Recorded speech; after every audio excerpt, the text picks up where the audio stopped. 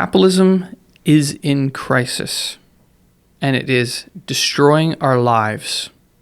In Canada, governments, the federal government, provincial governments, companies, there's immense pressure everywhere. There's layoffs, there's a tax on wages and benefits.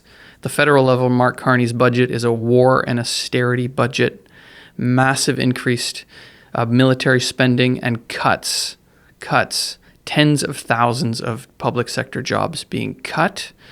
And I'll actually combine with this, there's a wide-scale attacks on the right to strike, on the labor movement, every time workers try to fight back against this. This is the epoch of capitalist crisis. And in this crisis, people are looking for answers, and they're looking for a way to fight back. In Canada, where is the left? That's what we have to ask.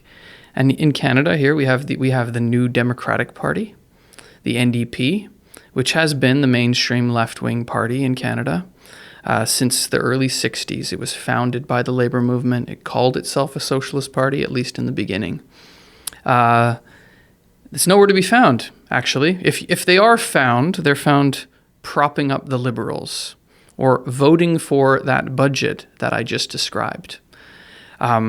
This approach has led to absolute decimation of the NDP. It has been an abject failure. In the last election, they were reduced to 7 seats, which is the lowest the NDP has ever gotten. And now there's a certain amount of soul searching in the labor movement and in the NDP. What do we do? They're promised by these professional bureaucrats that moderating the party and turning it into a liberal light was the way to go. Well, that has clearly failed. Now, Jagmeet Singh resigned after the election. Good riddance. And there is a leadership race. And that is what Marco Lagrada and I will discuss today. What do communists think of this NDP leadership race that has had its first debate actually last Thursday? So, Marco, you watched the debate. How'd it go? It was pretty good, or? Yeah, unfortunately, I watched the debate. Okay. Not good then. No, I mean, I watched it with my partner, actually, the night of, and she actually walked out of the room. Okay. 5 or 10 minutes in. I said, "Where are you going?" She said, "I can't watch this. It was horrible." Okay. What about it, though? I would say, well, first of all, it was not a debate. It was not a debate. They were sort of, it was more of a love-in, I thought. One of the newspaper used that word to describe it. It was not a serious debate. It was not serious at all. I think the main thing that stuck out to me watching it, I mean, first of all, was all the things that were missing from it. I mean, these are, like you said, desperate times in the country. We've got a trade war. We've got, a Carney government that's ramping up military spending to historic levels, I think highest levels since the Korean War. Strikes being broken left and right. I mean, you said it all at the intro. None of that was in the debate, the so-called debate. In fact, there were no serious questions raised at all for the kind of questions they were getting. Just to give you a taste was stuff like what's something that would surprise people if they learned it about you, and what's a good piece of advice that you've been given by somebody in the past. Kind of just softball, weak sauce type questions. Non-political questions. I mean, there were some, more serious questions in there. But there was nothing about the trade war, what I remember. Nothing about Trump, which is amazing. I don't think, It's like the defining thing in Canadian politics. I'm not sure how you can have a 90-minute discussion on politics and not even mention Trump. I thought that was quite shocking. Nothing about foreign policy, Canadian imperialism, nothing about Gaza, which has obviously been a burning issue, especially for a lot of young people in the country in the past period. Nothing about the NDP propping up the Liberals for over 2 years under Jagmeet Singh, which, in my opinion, I would say was one of the main reasons that led to the decline of the NDP. People saw them as indistinguishable from the Liberals. Yeah. Did they mention the budget vote? The budget vote was not mentioned, from what I remember. So really just, and of course on top of all of that, I mean, a lot of people have pointed it out, but they inexplicably chose to hold a portion of the debate in French, about half of the debate in French, which most of the candidates did not speak at all. Avi Lewis spoke a little bit of French, which just made the whole thing honestly comical. Like, it was honestly cringeworthy. Like, I struggled to get through it. But it also made me a bit irritated. So listen, we got all these things going on in the world. It's like the people organizing this debate have been asleep for the last 10 years. What are we talking about? It was an absolutely unserious, I think that was the general conclusion of people who watched it and the newspapers. I was reading some Reddit threads and so on. It was an embarrassment, a complete and total embarrassment. And it failed to connect with the mood that's out there. I think that's the general picture coming out of it. Disconnected, I think, is the word that a lot of people use to describe the NDP. The NDP, I would say the NDP brass. It's this layer of people that are in control of the party, completely disconnected. They have their little studies and their, they've had decades of experience in politics, and they are totally like out of their element. Let's put it that way. They don't know what's going on. They don't know what's important to working class people. I think that's the case, and they're the ones who manage this debate. But I would say even from the candidates, none of the candidates went out of their way to drag any of these things into the debate. If I was a candidate, I would have. The burning issues, if you wanted to stand out. So, and even the fact that like none of them were critical of anyone else. There was probably lots, especially of Heather McPherson, who's the one candidate who is a standing MP. There's lots to criticize her about, and nobody sought to do that. Mm-hmm. So yeah, I guess one kind of elephant in the room that I think we should address right away, there was something else that was missing in the debate, which is connected to all these political issues. Yves Engler, a Montreal-based author, socialist, anti-capitalist, anti-imperialist, pro-Palestine, well-known, how else can I put it, shit disturber.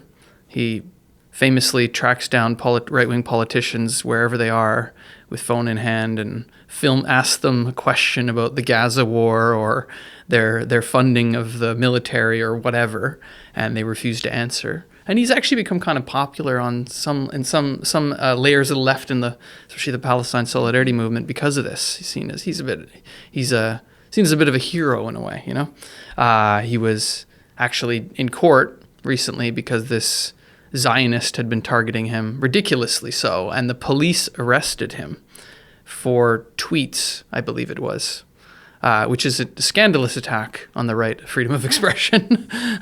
But yeah, he has applied. He's trying to get in the race.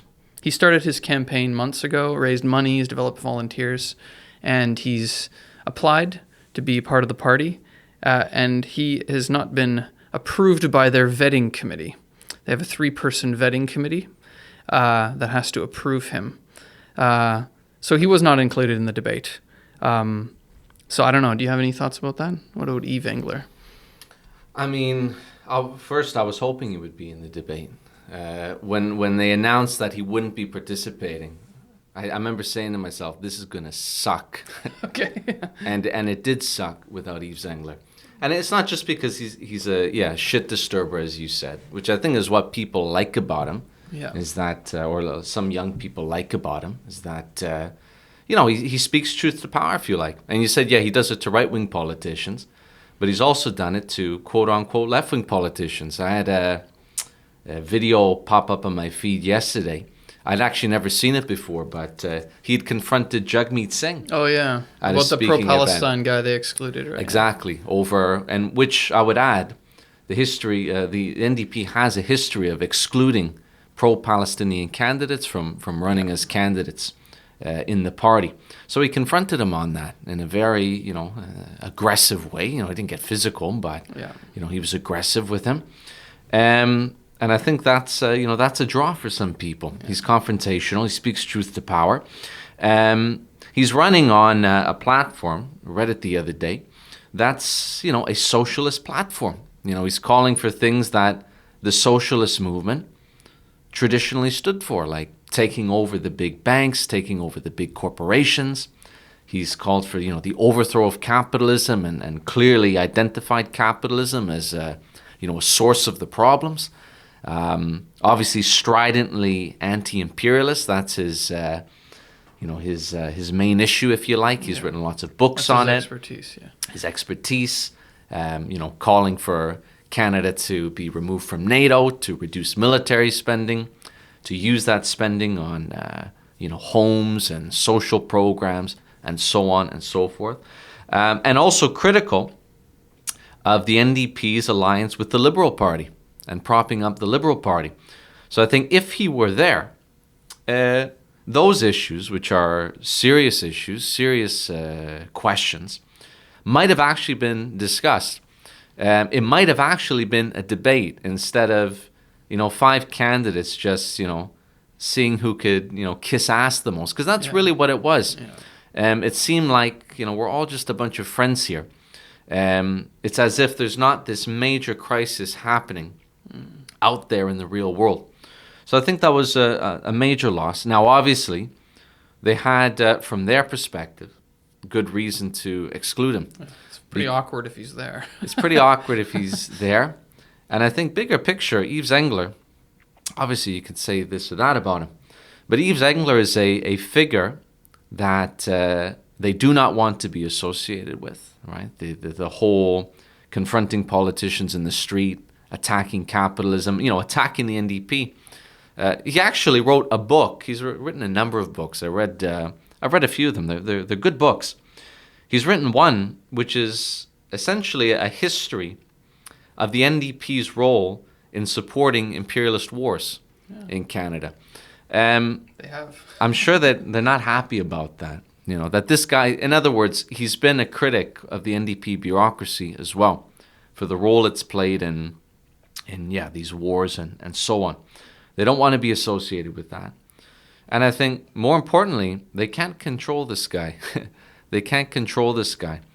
No, he's uncontrollable. He's an uncontrollable figure. He's a tough nut. You get that impression. This would be very dangerous for them, from their perspective, if they were to let him into the race. Because what it means is that the NDP bureaucracy, losing hold of its, otherwise total control over the membership of the party, which they're obviously not thrilled about.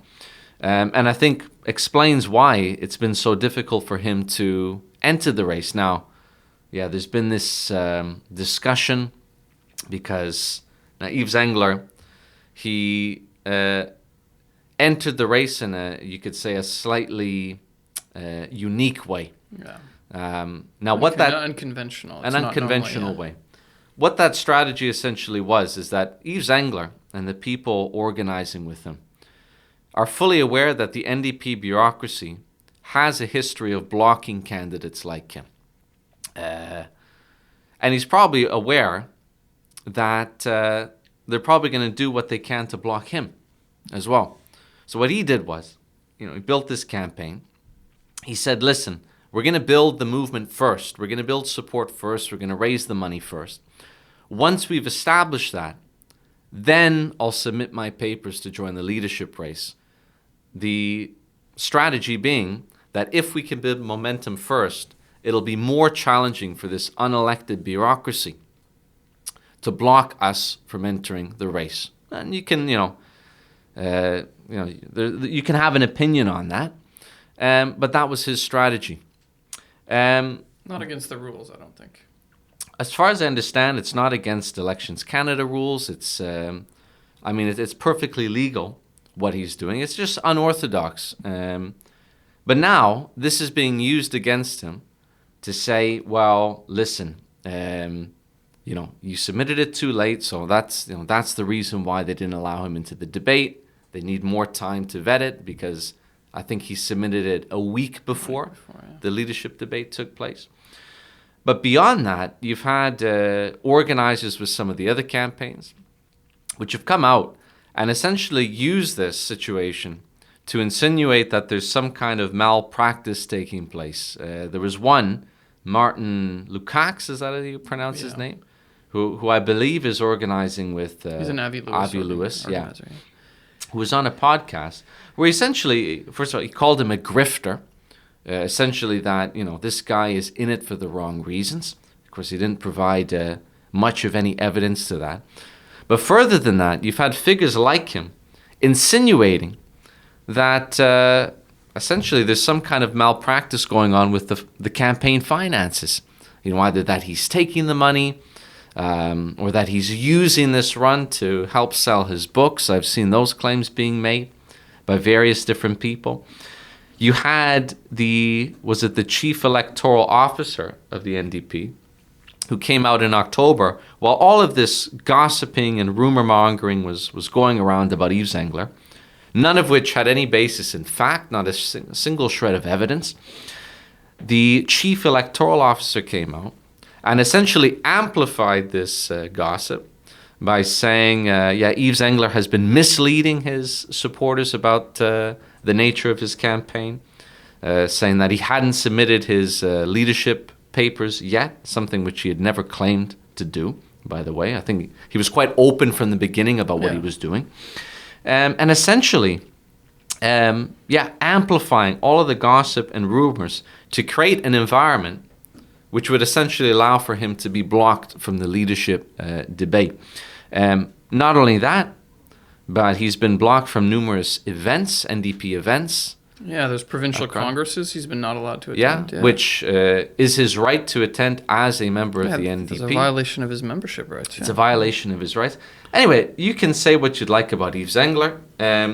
However, the fact is, what the NDP bureaucracy is doing, I would say, is completely undemocratic from beginning to end. And again, the reason for that is because it's clear they do not want this guy in the leadership race. Not even just, I don't even necessarily think they're worried that he'll win. It's they can't control him. They can't control him. And they don't want to be associated with him. I think it's more so that. But really scandalous behavior. Yeah, so it seems like they're blocking Yves Engler. The whole vetting process, I followed it along. The point he makes about the vetting process is true. It's totally anti-democratic. Not just anti-democratic in general. It's a specific tool used against the left. It's a specific tool to block left-wing candidates. That's the whole point of it. And we would say, what's the point of that? Are you afraid of a debate? Like, if they don't agree with Yves Engler, that's okay. You're allowed to not agree with him. Bring him on the debate. I think it would have made the debate, as you said, hell of a lot better, more vibrant. He wouldn't have picked his punches, I don't think. I think he would have been telling them, he would have been speaking his mind. He would have been criticizing other candidates. It would have made it a bit interesting, and they would have had to differentiate themselves. And that's what people want. Normal people, they're sick of politicians. They don't like this love-in thing where everyone's agreeing with each other. Yeah. Because the fact of the matter is, they probably don't all agree with each other, and they don't all agree with each other on how to confront the major issues. We'll actually talk about that in a minute. And so why didn't you have a clear line of demarcation where you clearly show who stands for what so people can make an actual choice instead of it being, I like baking cookies. That's what Heather McPherson said on one thing. And Rob Ashton likes classical music. Yeah. What? That's not a reason to vote for anyone in a leadership race. So anyway, that's the situation. I think it's probably, unfortunately, a foregone conclusion that they block Yves Engler from the leadership race. It'll probably take them months to vet him. The next debate's sometime in February, so we'll keep our eye on that. I don't think it'll be very good if they block him. It seems like what the party brass wants is a nice, neat, controllable succession of one of these candidates and someone that they can control. As they have done with all the other leaders, you know. So yeah, and they will control it. They will manage the message and neuter anything that's maybe too getting too out of hand, too radical, meaning anyone says anything that might rile the workers up or get them against capitalism. Anyway, that has been what the NDP has been for a long time. So anyway, so far we've been quite negative about this. It's hard not to be. It was pretty crap. I think lots of people. I didn't see hardly anybody. I used to be a member of the NDP for a long time, and I didn't see anybody saying it was an amazing event and it was so great. I think also nobody watched it, from what I understand. Yeah. I saw Yves Engler say, I don't know if this is true or not, but I don't have reason to disbelieve it, said that more people were watching their live stream of the debate, their watch party that they did on Zoom or whatever, than were watching the official French stream of the debate. Yeah. Which is pretty embarrassing for a national party to have that little, like, I don't know anyone outside of our office that watched the NDP leadership debate. Like, none of my family or friends even knew it was taking place, which says a lot about... Because why would you? You wouldn't care. Why would you? Yeah. Even Don Davies at the press dinner the other night joked about this. It was weird. It was almost like he was satirizing himself, but he was saying the truth. He was saying, people say the NDP is disconnected from working class people. That's not true. We're also, rich people and professionals also hate us, which is true. It's funny, but it's also true. They've completely disconnected. I know he was telling jokes, but it was probably the most honest the NDP has been in 70 or 80 years. Like, I thought, oh, wow, this is really good. Obviously, it's just a comedy bit, but the reason it was so funny is because what he was saying was true. Yes. You know? Yeah, they failed miserably, and people don't. It's not necessarily people dislike them; they just don't care. Mm-hmm. Now, I do think that the small cabal of conservative bureaucrats managing the NDP, they like it that way. Actually, they don't particularly care. They want a nice, controlled leadership race, as I said, where they can get somebody in that they can deal with, you know. But anyway, mostly negative so far. But were there any redeeming moments in either the debate, or have there been any redeeming moments in the race? We should get into that, because it's not all negative, and there is some interesting stuff there to talk about from a Marxist point of view. Yeah. So I don't know. You can start with that. Well, I would say that, first of all, the NDP bureaucracy is not totally clueless, that they are somewhat aware of the mood in society.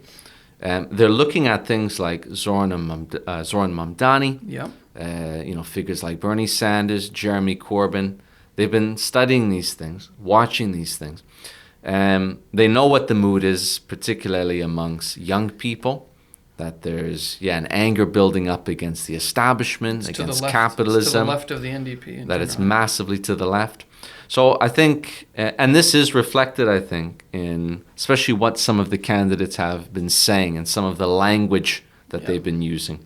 So they are, in some ways, adapting to the mood. And I would say that, yes, we've been very critical, but the things coming out of these candidates, if you compare it to what Jagmeet Singh used to say, or what Tom Mulcair before him used to say, it is... Or even what Jack Layton would say, to be honest. Or even what Jack Layton would say, who was not as left-wing as people necessarily remember him as, but, he was a popular figure, a charismatic figure.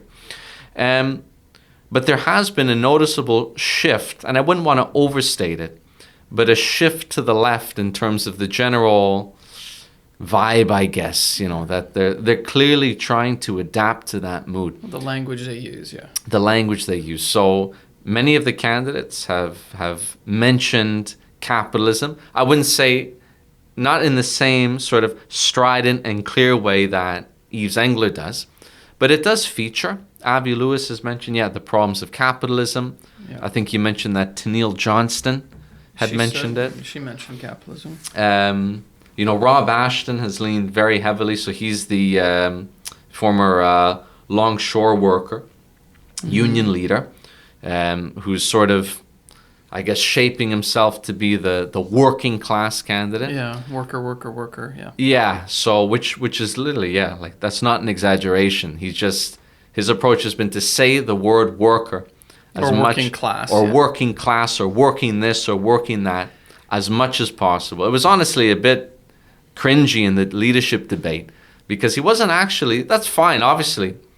That's great if the NDP is actually talking about the working class. Well, we're not ones to criticize about that so much because, like, for the long time, the NDP had abandoned working class. They never used the word working class. They had adapted themselves to this middle class. They honestly didn't sound any different than Justin Trudeau most of the time. So it's obviously welcome if there's a candidate or candidates that are saying we need to represent the working class, because they realize the last election, the Conservatives under Pierre Poilievre really ate their lunch. We talked about this on previous podcasts. They took blue-collar working class ridings all over Ontario, all over the country actually, away from the NDP. So yeah, good to talk about the working class, but there has to be something behind that. It can't just be a word that you use. It's funny because I remember we used to write articles back then saying the NDP needs to talk about the working class, not the middle class. They need to talk about the working class. Use the words working class. And Rob Ashton has done that. Yeah. But it's also, okay, but you got to do a little bit more than that too. You can't just talk about the workers. You actually have to back it up with something. Okay, what are you doing for the working class? So anyway, but it's clear they're trying to connect with that mood. Avi Lewis, again, has mentioned capitalism. He's talked about publicly owned companies, publicly owned telecoms company, a publicly owned grocery store, which is like Mamdani. Yeah. Probably a direct copy, I would say, from Mamdani. But again, it's clear that they're trying to adapt to this mood, but in a very controlled way. And they're also not necessarily great at it because these are people who are, lifelong activists, academics, bureaucrats, many of them in the NDP leadership race. And I think they're also just quite bad at it. A lot of these candidates who have come up in the past, they were kind of, outsider candidates from outside of the fold. They had that. And this is the thing. It's not so much just what they said and what their program was, but it was their whole vibe, if you like, their whole, against the establishment. I'm against the powers that be. Yeah. They sounded different. I'm not sure you quite have that here with the NDP leadership debate. It's, it's kind of, people in suits, trying to be that cool, hip, young, radical. That's kind of how it feels a lot of the time. Oh, yeah, okay. So even if they're saying good things, it's, you watch it, a young person watching that, it's a bit cringy. That's how I felt. So just to give people an idea of some of the things they're saying, I have a few quotes from some of the candidates I'd like to read out. So in October, the Canadian Labour Congress, it wasn't a debate, but they had the candidates there, these 5 candidates, and they interviewed each of them. And Bea Brusque, the president of the CLC, interviewed people. And she spoke with Avi Lewis, and she asked him to describe the future of the labor movement in one word. And he said, can't do it. It's 2. General strike. Now, obviously that's good. It's actually become quite popularized lately in Canada. I think ever since the Ontario education workers in 2022 threatened a general strike, or actually it was Ontario Federation of Labour threatened a general strike, and Doug Ford backed off on his anti-trade union law.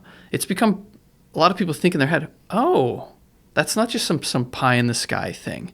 It actually makes sense. You've had recently in Alberta, Gail McGowan threatened a general strike and then didn't do it.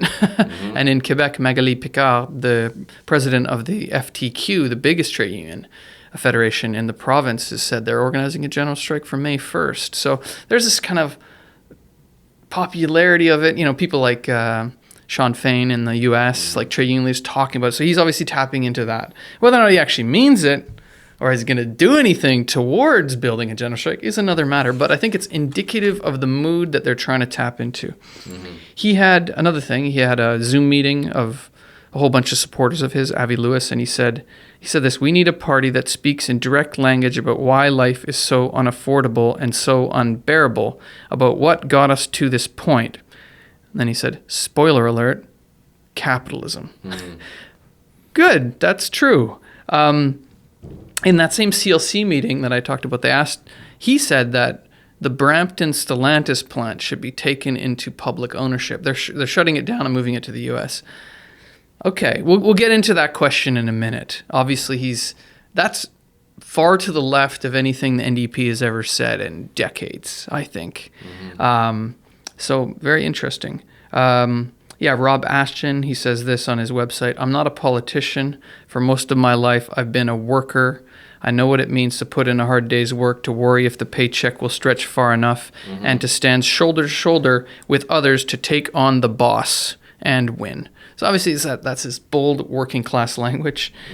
He says he might not, we'll get into Rob Ashton, what he stands for in a minute. But yeah, in terms of the vibe he gives off, it's a very like almost, working class, but like he's trying to give us a radical vibe in a certain way. For example, he said, I'm done with it.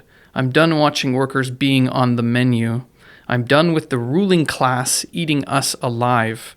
Now it's time for workers in the country to take their seat at the table and eat the rich. Obviously, this idea has, amongst young people about eat the rich has become popular online, and he's trying to tap into that. In the debate, he kept mentioning, you mentioned this, he kept saying working class constantly.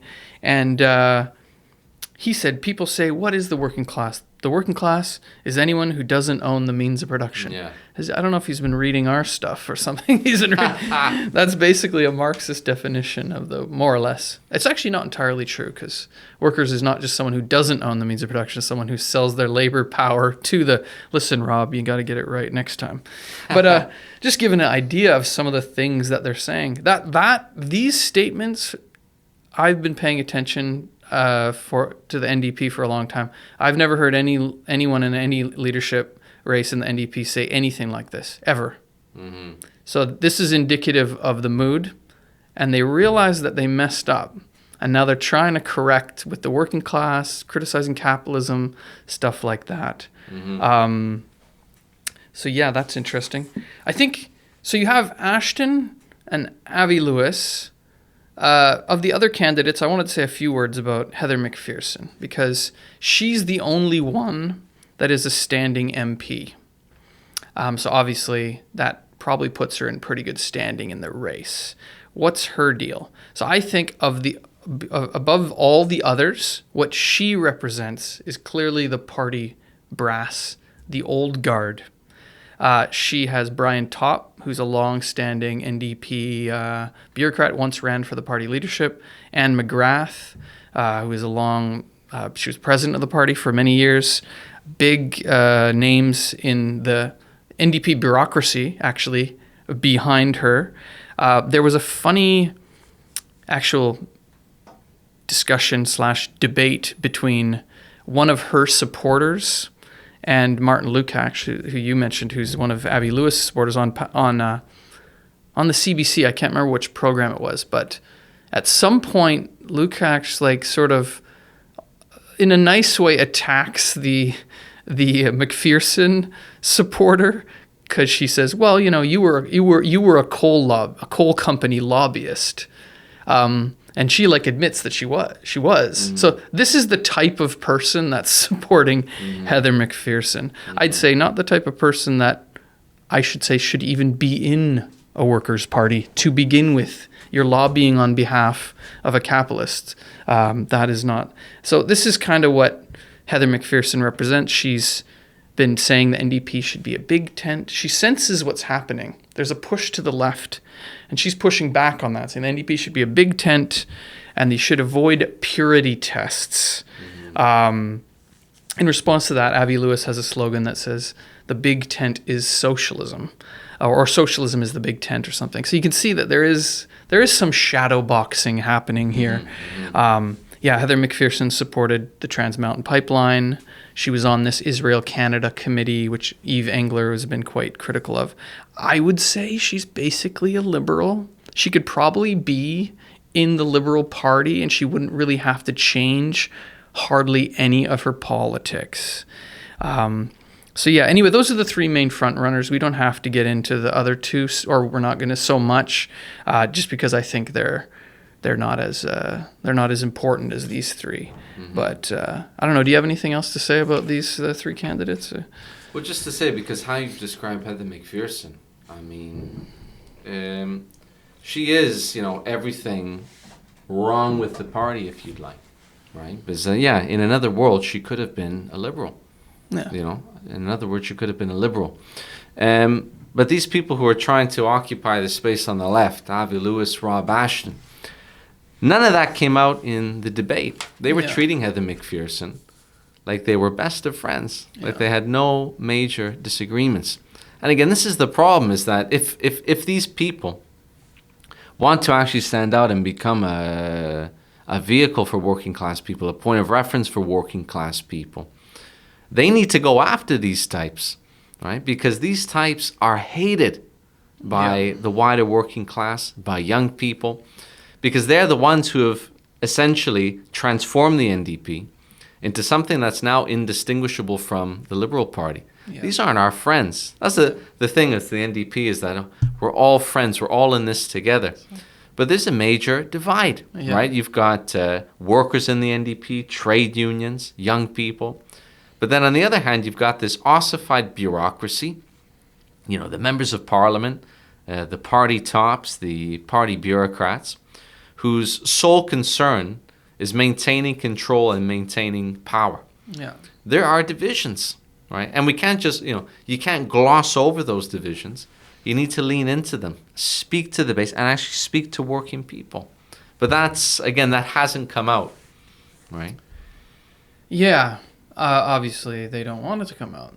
I don't think these candidates want it to come out. Actually, to be honest, Avi Lewis has even shown a degree of, I think a lot of the lefties, I know a lot of left-wing people that are supporting Avi Lewis, involved in it.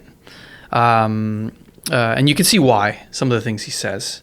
But he's shown a degree of, I don't know how to describe it other than he doesn't want to criticize. He doesn't want to criticize the NDP parliamentary wing too much.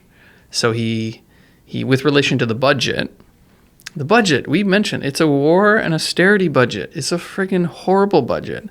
The NDP showed signs of waffling early on. Don Davies, we talked about this previously on the podcast, the interim leader, was all like, oh, is it that bad? I don't know. It's like, how do you can't make your mind up about this? It's pretty clear.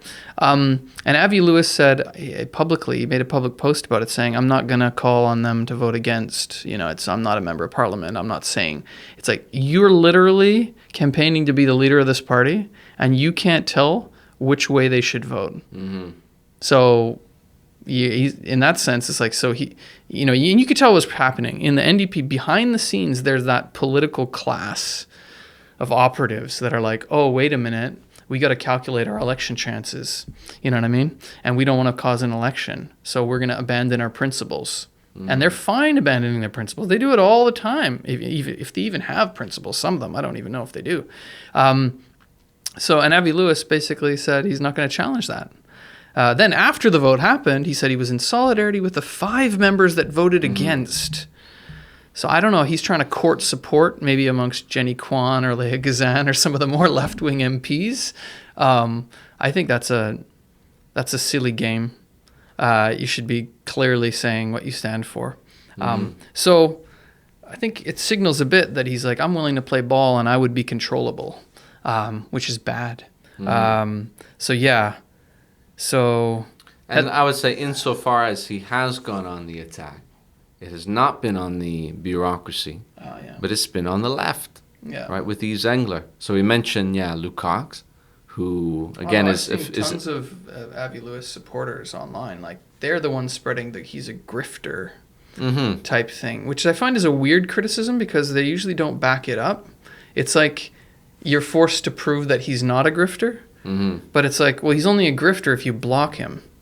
If you let him in, he's a legitimate candidate. You can't block someone because you said they're. It's like a bit silly. And as far as I know, and obviously those are his supporters, that's not him saying that. But as far as I know, he hasn't come out to dissuade that or say, listen, this is not fair, this is not based in fact. Well, I think he doesn't. I think he would not like Yves in the race, probably, because that would actually cause problems for him. Right now, he is clearly the left candidate, and in this context, he could probably win on that basis. If Yves Engler's there, it causes problems. Anyway, the other thing I would mention is there was that video that was going around. Yves Engler's supporters shared it, where it was the meet and greet before the leadership debate. Yves Engler was not allowed to participate, even though it was open to all NDP members, and he's an NDP member. They did not allow him to participate.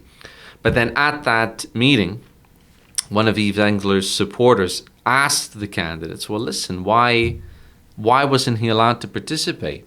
And why has he not been allowed to participate in any of the major events of the NDP over the last few months?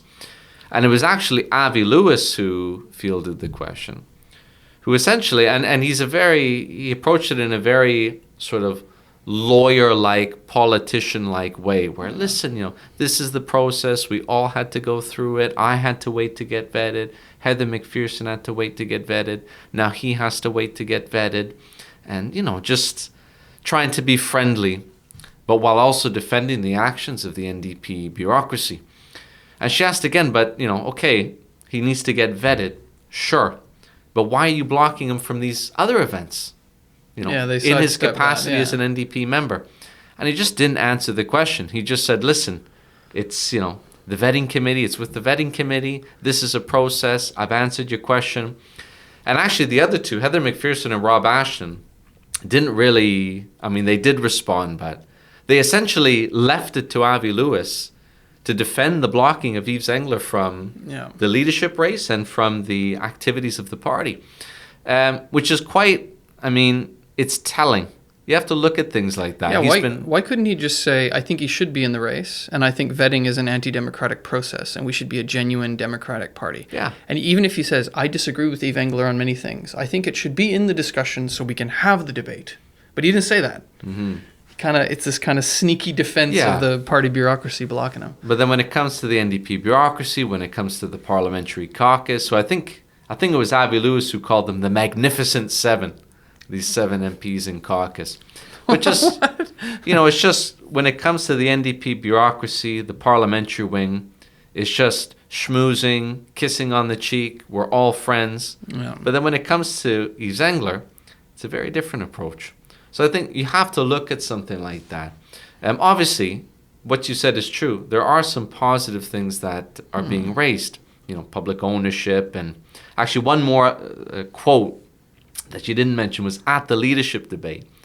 Yeah, they asked him that horrible question, what's a piece of advice you've been given? And actually, Avi Lewis gave an interesting answer. He said, well, my advice would be something I learned from the workers in Argentina in the early 2000s, because obviously he made that film, was it The Take, about the factory occupations movement. And he said, well, listen, we have a plant which is shutting down in Ingersoll, the GM plant, the CAMI plant, which has been shutting down. Obviously, the workers are devastated. They want to save those jobs. And Avi Lewis said, well, listen, I'll give them a piece of advice that I learned from Argentina. And I can't remember the exact quote, but it was essentially, a factory closed is a factory occupied. That's what he said. So he does say things like that. Good enough. But again, it's not just a question of, this or that element in your program. It's, okay, it's what are you made of? Right? Yeah. Will you stand up to the powers that be? Will you stand up to the bureaucracy of your own party, which is trying to keep the NDP within certain safe, respectable limits? Yeah. That's an entirely different question. Yeah, exactly. So on the question of, I think on this question, the question of occupations, also, I already mentioned, he said that he thinks the Brampton Stellantis plant should be taken into public ownership. The one thing I think about Avi Lewis that makes him stand out from all the other candidates, except for Yves Engler, who they're not allowing in the race, is actually that he's put the question of all the other candidates basically don't question, how do I put it? Everyone bases themselves on capitalism. Whereas Avi Lewis, he says capitalism's failed, the market failed, so we need public companies. And that's an interesting proposition. And I think it has more meat on it than, for example, Rob Ashton. What he says is we should have price controls, rent controls, things like that. That is essentially what Jagmeet Singh already has said in the past. So he's saying worker, working class. We got to have the worker class versus the ruling class. All this stuff are pretty like, good language. But in terms of proposal, he's not proposing a change in NDP policy. Whereas Avi Lewis is a clear kind of left reformist, Zoran Mamdani type. Public grocery stores, public telecom companies, which he says is going to force the big monopolies to compete with the public one that can lower the rates because they're taking the profit out of the equation. It's interesting in the sense that it is somewhat breaking from the logic of the capitalist system. He said recently, the Algoma layoffs. There was 1,000 layoffs announced at this steel plant, and he said they should do like they did in the 90s, and workers' ownership. It's related to what he said about Argentina. Now, I mean, I'm a Marxist. I'm all in favor of workers' control and occupied factories. And I think what we've been describing about, especially Canadian manufacturing, is in the crosshairs. And that's why there's so many job losses and closures. And the only way to save the jobs is for the workers to occupy the plants, demand their nationalization under workers' control. So I guess, and then you have economic planning. And for us, that's what socialism is. Now, I guess I'd ask you, is that what Avi Lewis is proposing? Is he proposing that workers occupy the plants, they become nationalized, and you have an economic plan of production to address the problems?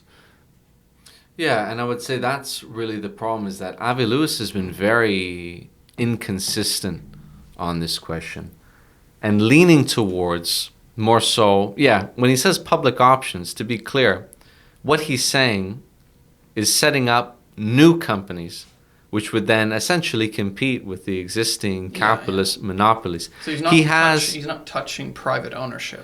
This is the thing. He mentions it offhand. He mentioned the Stellantis thing, which was a sort of, offhand comment in one of the interviews he did. He's mentioned things like that. But in his platform, what he calls for is similar to what Mamdani has proposed, which is the setting up of new public companies, which would then effectively, stand to compete with the capitalist monopolies. There's a tendency towards avoiding conflict. It's sort of this idea. It's like socialism would be a much better and more humane thing. So let's have more of that. When in reality, taking these industries into public ownership, it's not just this, it's just, a stroke of a pen. An NDP government sets up a new company, and that over time it, absorbs the capitalist monopolies. It would be a violent conflict. Yeah, it'd be a huge war, a class war. Yeah. It would be a class war, to use Rob Ashton's language. But the question is posed. Okay, he poses the question, for example, of a public telco company, and he uses these, which would be a fantastic idea. We have three major companies who dominate the market. They gouge consumers. They fix prices. Canadian cell phone plans are some of the most expensive in the world. Yeah, but a natural demand for a socialist would be taking the big monopolies, the big three, into public ownership, expropriating them without compensation, and then putting them under the democratic control of the workers. He hasn't called for that.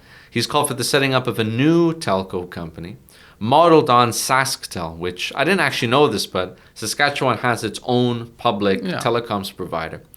But actually, that example works against his point, because the way that SaskTel was created was essentially through taking over the infrastructure and effectively the nationalization of Bell at the start of the 1900s. Now, it's not the kind of nationalization that we would defend. They probably gave them a large sum of money, adequate compensation. We would say, listen, you've gouged Canadians for decades and decades. You're not getting a single red penny. That's how we would approach it. But with Avi Lewis, it's a very different thing. We'll set up a public company.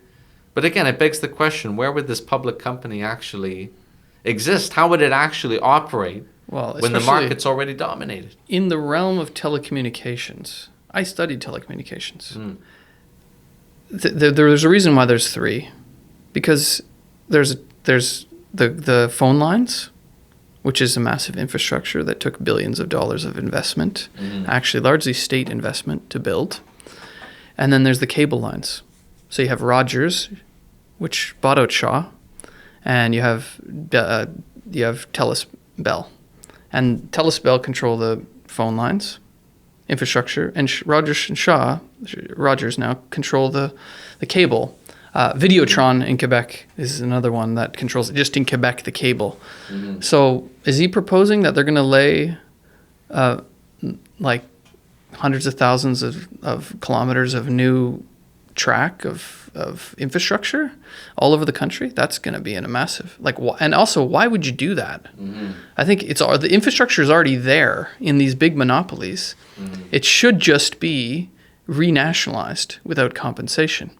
Both the cable and the telecom infrastructure, the DSL lines. So I'm like, anyway, that's also a bit weird from my point of view. And especially because a lot of these companies, like, they had the same thing. You mentioned SaskTel. They had the same thing in BC with BC Tel. It was, and then they privatized this and that's how you got Telus. So I'm like, why are you trying to overcomplicate it, create another option here? Yeah. Well, this is the thing. Like, if a new public company were to be created, I think the only space it could actually make for itself would be the unprofitable areas, those wide tracts of the country that the private companies won't touch. Because it would be incredibly expensive. There's no profit to be made. So actually, there was a report in the Globe and Mail a few weeks ago where they were talking about how there's long stretches of major highways where you can go long periods of time without any cell phone reception. The reason that exists is because it's not profitable for the big telco monopolies to actually service those areas. So the only feasible place a public company could operate would be essentially in these spaces, which would be massively expensive, which the private companies would never touch. So in other words, we'll take into public ownership those unprofitable, incredibly expensive elements of the infrastructure, but leave in private hands all of the profitable infrastructure controlled by the monopolies. This is ridiculous. We would say, take the whole thing into public ownership, expropriate them, and then use the profits to expand the infrastructure to the rest of the country. Not set up this measly little public company that would then fill in the gaps. Because that's not socialism, that's, state capitalism, if you like. It's filling the gaps of capitalism with, a public company, a public measure here and there. That's not going to change the situation fundamentally. So I think this is a very stark weakness in what Avi Lewis has been proposing. Other things he said are just plain confusing. I read one interview in Canadian Dimension. He was interviewed for Canadian Dimension. They asked him a question about essentially what his views were on public ownership. And his answer to that question, he mentioned a plant that he visited in Winnipeg. I think it's called the New Flyer plant. Which manufactures electric buses. He also mentioned it in the leadership debate as sort of a positive example. I saw a video, he visited it. Yeah, he visited it. So he mentioned it a few times, saying this is a positive example. They're electric buses. They use Canadian products. They use Canadian steel. And anyway, he cited this as an example of sort of what he wants. I was looking into it. New Flyer is, first of all, it's a privately owned company. It's not a ma and pa business. It's a multinational corporation. The largest investor of which is a large American hedge fund. So I'm looking at this. I'm not sure that's the model we want to go. Yeah, so I'm sorry. What on earth does this have to do with public ownership? How on earth is this a model? This is what we already have. So very, I would say, very inconsistent. I would say the tendency towards Avi Lewis is to avoid conflict in the sense of, well, we'll fill in these gaps. We'll set up this public company, that public company. But there isn't so much that element of, listen, we need to take this into our own hands. These people have been gouging us. And he says that. That's the other thing. These people have been gouging us. They're monopolies. They fix prices. They're criminals. They can still maintain control over the whole economy. Yeah, then take it. Take it back.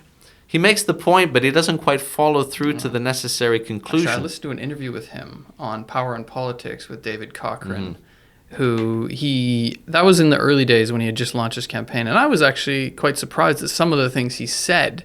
But then David Cochrane says, oh, so you just put forward nationalization. And he said, no, I'm not putting forward nationalization. He was categorical and actually almost offended that Cochrane had suggested. I think that shows a problem with the left in general. Why is the left allergic to nationalization? It's allergic to actually taking the fight to the capitalists. There's all this over-the-top language about abolish the billionaires. How? With a minuscule tax? That's not going to do it. Yeah. So what it is, it's trying to tap into this well of anger amongst young people, amongst working class people, against the billionaires, against the capitalists, but then not following through and not actually saying, well, they shouldn't actually, the reason why they're so powerful is because they own the damn economy. And they shouldn't be allowed to do that. And questioning capitalism. That's what a real socialist would do. I know there's this attempt by people like Bernie Sanders to redefine socialism as just being capitalism with a little bit of state stuff here and there and a welfare state. I think that's the most utopian thing in this environment. The amount of money it would take for Avi Lewis or whoever to create public grocery store network and to create a public telecom company, a new one, like to lay all the infrastructure to compete with the other ones, would be astronomical. And whether that would even be feasible in context of capitalism in crisis is, I think, it's highly questionable. And we would say, well, you're leaving the wealth of the billionaires untouched. They've gouged us, yes. We should gouge them. We should take it back, take it over. That's what a genuine socialism is. That's the thing, and it's an incredibly soft approach. Like you mentioned the wealth tax. He mentioned this in the leadership debate. He's called for a 1% on the 1% in terms of the wealth tax. And how he defended it is he said, listen, it's so small that Galen Weston isn't even going to notice it. He's going to notice. Well, but if he doesn't notice it, maybe we should take a little bit more. Like it's absolutely ridiculous. You're saying that these people have amassed, these ill-gotten gains. Yeah. They've robbed people. They've fixed prices. They're criminals. They're monopolies. But they should retain control over those companies. Actually, the logic there, this is the logic under Jagmeet Singh and under Thomas Mulcair. The logic of the NDP bureaucracy has been to try to get money from the capitalists without pissing them off. And that's what Avi Lewis is saying, that logic. They won't even notice it, don't worry. They'll allow me, and I think that shows the bankruptcy of reformism. I think this is a reformist attitude. It's to try to tinker with the system. To get wealth from the capitalists to fund programs for workers. But especially, this is not the 1950s or 60s when you're in the middle of a giant boom. We're in the middle of I think it's the biggest crisis of the capitalist system ever, actually. And if you've been paying attention, the Canadian economy is facing an abject crisis, an existential crisis. Entire industries are being threatened. And under capitalism, the engine of growth and development is private investment. They're not going to invest if you tax them more. And actually, Carney is doing the opposite. He's creating tax incentives, cutting corporate taxes, cutting bailouts, because They need to get that out of the way to attract private investment. So I think that's actually a utopian proposal in this context. Am I opposed to corporate tax? No, I'm in favor of them, but I think you have to be willing to go all the way. You know what I mean? You have to be like, no, seize the wealth. Yeah, you want to take your companies out of, you want to lay off thousands of workers, take your company out of Canada, expropriated, no compensation. You're putting your profit ahead of workers. This should be the standard here. But no one said that so far. I think Avi Lewis shows this it's a halfway house desire to say the thing without actually following through to try to connect with the anger. I think what's really needed is, because you mentioned the left is allergic to nationalization. Yeah. Nationalization needs to be back on the agenda. The left should be as strident in defending nationalization as the right is strident in defending privatization, as they were in the 90s, the early 2000s. A lot of these companies, a lot of these industries used to be publicly owned. Yeah. Until fairly recently, in many cases. Yeah, Air Canada's one, yeah. Yeah. And, you go back into the history of Canada. Like, I remember reading about Hydro One. Hydro One was nationalized by the Conservatives in Ontario at the beginning of the 1900s. There was a wing of the ruling class that did that in the West. Yeah, and of course it was supported by the capitalists at the time because they were charging extortionate rates not just to individuals, but to other businesses in the province. So even then, in the past when it took place, there were objective reasons for it. So that's also something that needs to be taken into consideration. But it's we need to, like you said, take the fight to the capitalists, put nationalization back on the agenda, stop soft pedaling and tiptoeing around this question, and take the fight to the billionaires. That's what's really missing here. Yeah, so we've been talking for almost an hour here. I think we've run the gambit here of the main candidates, and the interesting thing about this leadership race, I think it is the debate was boring, but the race is surprisingly more interesting than any race I've ever seen. For all the reasons we've described. So I guess how do we want to end off here? I guess it's sort of like perspectives. We don't know who's going to win. I think it's probably a foregone conclusion that Engler is excluded. That seems to be written in the stars. But who's going to win? I don't know. We don't know who's going to win. If it's someone like Lewis, it will be a significant step to the left in terms of policy of the party. But I think as we've described, we would say won't work. Actually, won't work. You have to go all the way. And also, if Lewis tries to, or any of them is trying to play nice with this group of NDP bureaucrats that control the party, I think that's the death of anything good. I think they will neuter any proposals. Their goal is to try to be as reasonable and pragmatic as possible, as actually some of the stuff you were saying about corporate taxation shows Lewis already is trying to do that. Pragmatic and reasonable for who? Pragmatic and reasonable towards the other parties that are capitalist parties and towards the ruling class as a whole. We would argue at the Revolutionary Communist Party that this is the death of any left wing. You have to be willing to take the fight to them unapologetically. I think probably the best example of that is what happened in the British Labour Party. You had this guy who was very much like an Avi Lewis type candidate in terms of politics, Jeremy Corbyn, win the leadership of the British Labour Party. They suffocated him. They completely suffocated him, and he's actually been expelled from the party now, and he's starting to found his own party outside. So unless there's a fight with these people, a political fight for a socialist program, I don't expect anything good of it. And I would encourage people to study what happened with Corbyn. Because I think now that you mention it, there are a lot of similarities, even in their personal makeups. Yeah.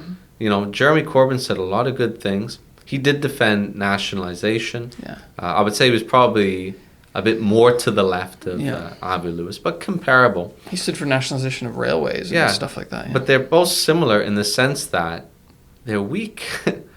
Corbyn was unwilling to take the fight to the Parliamentary Labour Party. Yeah, he'd talk a good game. He had a program. It was a decent program. It connected. But when it came to the fight with the parliamentary wing of the party, he buckled down. They accused him of anti-Semitism. You remember that? He capitulated to that. He refused to fight back, and he was destroyed. Yeah, he didn't want to stand for mandatory reselection of the MPs, which is, again, the question of party democracy. Who gets to decide who is a candidate? A small committee of people or the members? Yeah, so anyway, Yeah, all of that to say the lesson here is, if you truly want to change this party, if Avi Lewis is, serious about taking it to the left, that would mean clearing out all of these rats that have occupied the upper echelons of the party and who have destroyed the party. They've captained the ship to this hidden the iceberg and ruined it. I think you should clear house. Yeah. So now, do I see Avi Lewis doing that? Currently, I do not see him doing that. Obviously, things can play out. But people would do well to revisit what happened with Corbyn, because the lesson of Corbyn is that you must fight. And you must take the fight to the party bureaucracy. Yeah, I think that's a key lesson, and that'll apply here too. Yeah, so we need a bold socialist party, socialist program, unapologetic, that's willing to go all the way, with a vibrant democratic component too, working class party that doesn't vet people, that doesn't clamp down on people trying to run for parliament, because really what we're talking about is the working class is looking for that expression. They're looking for that fight. A lot of people on the left in Canada, but I think around the world, kind of complain, everything's right wing, the Trump people are rising, and why is the left so weak? This is why the left is so weak. This is why. It's a failure of this parliamentary careerist, reformist type attitude that actually was only possible in Canada because of decades of economic stability. That stability is gone. Class peace is dead, and people are looking for a fighting working class, genuinely socialist leadership. And that's the way forward. Now, we don't know what's going to happen with the NDP.